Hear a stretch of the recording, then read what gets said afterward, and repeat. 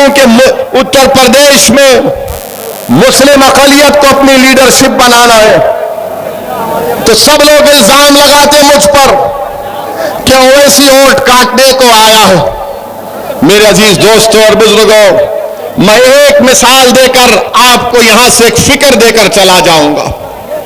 आप जानते हैं कलीम सिद्दीकी कौन है? मौलाना कलीम सिद्दीकी का नाम सुना आपने?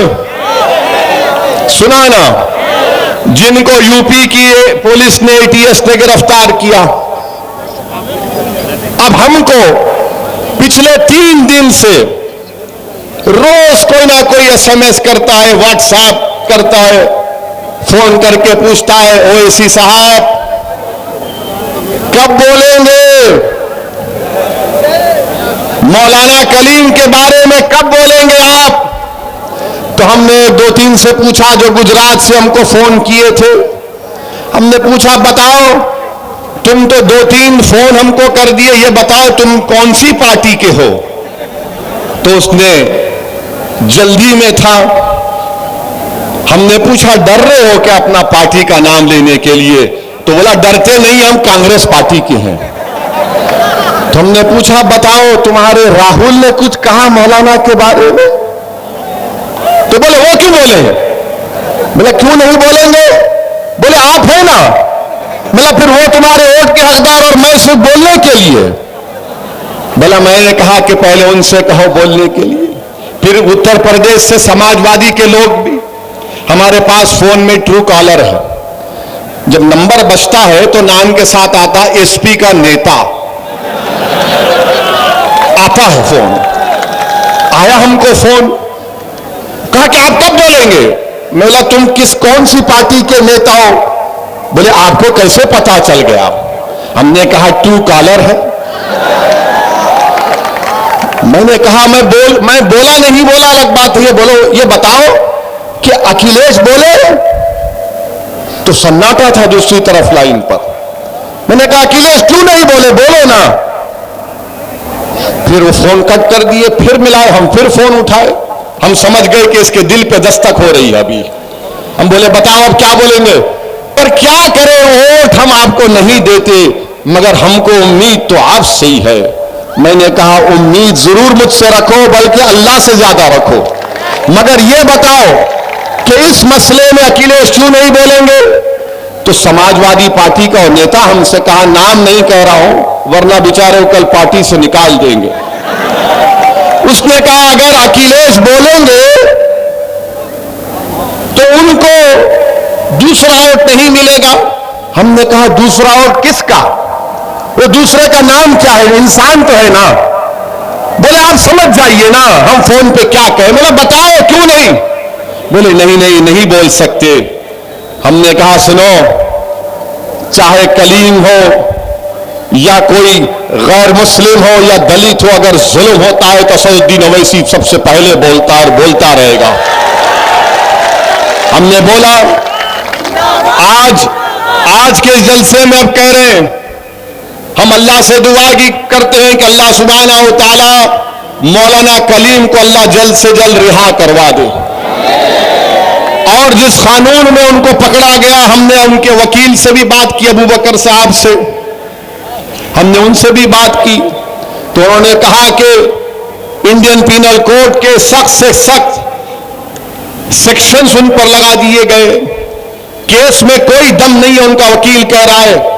जो पुलिस प्रेस कॉन्फ्रेंस में कहती है वो एफआईआर में उसका कोई तस्करा नहीं, एफआईआर में उसका कोई तस्करा नहीं है। उन्होंने कहा कि जरूर इंसाफ मिलेगा मगर टाइम लगेगा। मेरे अजीज दोस्तों और बुजुर्गों, ये जो योगी सरकार ने रिलीजन मजहब तब्दीली का जो कानून बनाया, वो कानून कितना गलत है सोचिए आप कि अगर मैं या कोई यहां से किसी का कत्ल करता है या अटेम्प्ट टू मर्डर होता है तो पुलिस को बताना पड़ता है कि फलां मुजरिम पर यह केस साबित होता है, जिसको अंग्रेजी में कहते हैं कि बियॉन्ड रीजनेबल डाउट, यानी पुलिस के ऊपर जिम्मेदारी होती है, प्रोसिक्यूशन के ऊपर, कि वो फौजदारी मुकदमात में कि पुलिस उस पर जुर्म को कायम करे। ये जो मजहब तब्दीली का कानून योगी आदित्यनाथ ने बनाया, वो ये कहता है कि अगर कोई मुसलमान होता है या कोई ईसाई होता है या कोई दूसरा मजहब को कबूल करता है, तो उसको बताना पड़ेगा कि बगैर खौफ के और बगैर फ्रॉड के उसने मजहब को तब्दील किया। यह कानून योगी आदित्यनाथ ने बनाया। यानी कत्ल पर एक कत्ल पर एक चीज होती है। अब जो मजहब तब्दील करता है उस पर एक दूसरा स्टैंडर्ड लगा दिया गया। मेरे अजीज दोस्तों और बुजुर्गों, मैं योगी आदित्यनाथ के इस कानून की मजम्मत किया, कंडेम किया।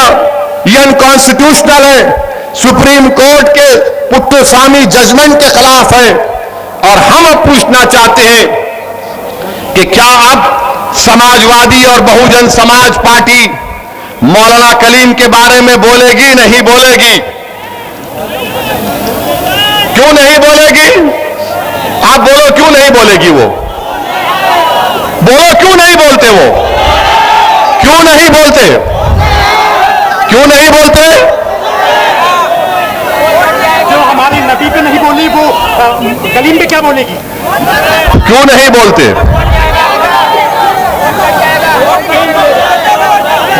वोट नहीं मिलेगा। हाँ, ये बात, वोट नहीं मिलेगा। तुम्हारा वोट मिलेगा क्योंकि तुम क्या खरीदी हो उन लोगों के? क्या तुम उनके गुलाम हो? क्या तुम रसूलुल्लाह सल्लल्लाहु अलैहि वसल्लम के गुलामों के गुलाम हो या इन लोगों के गुलाम हो? क्या तुम्हारी जबान हक और सच्चाई को बयान करेगी या इन लोगों से डर कर तुम खामोश हो जाओगे? अगर जिंदा है तो जिंदगी का सबूत दो। अगर गूंगे बन गए तो फिर कोई कुछ नहीं कर सकता। अल्लाह ने हमारे तुम्हारे मुंह में जबान दी है, बोलो, चीख कर बोलो, पुकार कर बोलो कि नाइंसाफी है, ये नाइंसाफी है। हम नाइंसाफी को नाइंसाफी कहेंगे, चाहे नाइंसाफी मुसलमान से हो, हिंदू से हो, दलित से हो और बैकवर्ड क्लास से हो। मगर सुनिए, अभी अरे शेर आ गया, खड़ा हुआ है ना, सुनो।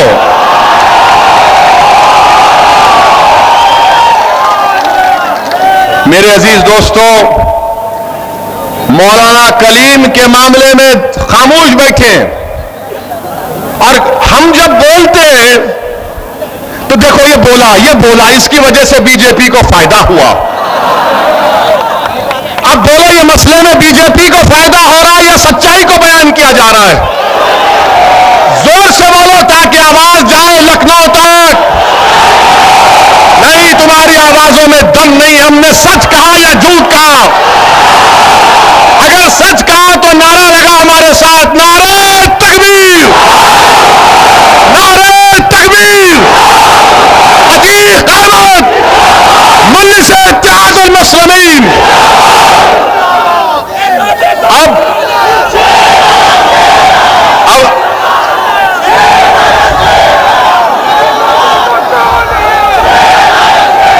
अब क्या होगा? सुनिए, हम आपको बता रहे हैं अब कल क्या होगा या शाम तक क्या होगा। ये समाजवादी पार्टी में ये जो हमारे मीर जाफर, मीर सादिक बैठे हुए हैं ना, जो अभी तक चूड़ियां पहनकर बैठे हैं, माने महिलाओं के खिलाफ नहीं, मैं मर्दों से कह रहा हूं। चलिए चूड़ियों का जिक्र नहीं करते बल्कि खामोश बैठे हैं। अब शाम से मीडिया को बुलाएंगे, ए आइए हमारा बयान लीजिए, हम मौलाना के साथ हैं, हम मौलाना के साथ हैं। हम जब बोल दिए तो वहां से अखिलेश का और बहन जी का फोन जाएंगे, ए बोलो ना, वो टोपी वाला बोलकर गया, तुम लोग बोलते नहीं है। तो बोलेंगे भैया बहन जी, हम आपके आदेश का इंतजार कर रहे थे। जब इलाहाबाद से हमारा सांसद या विधायक जीतेगा, जुल्म होगा तो आदेश की नहीं पूछा जाएगा, क्यों नहीं बोले अब तक। यह फर्क है मजलिस में और दूसरे पार्टियों में। मेरे अजीज दोस्तों और बुजुर्गों, इसीलिए हमने सुनिए सुनिए, इसीलिए हमने एक दिन खामोश बैठकर देखा कि कोई तो बोलेगा, कोई नहीं बोलता, हमको ही बोलना पड़ता है। हमको एहसान नहीं कर रहे, बल्कि अल्लाह का शुक्र अदा कर रहे हैं कि अल्लाह ने हमको मुकाम दी, इज्जत दिया, और अल्लाह ने बोलने की ताकत दी, अल्लाह सुब्हानहू व तआला ने।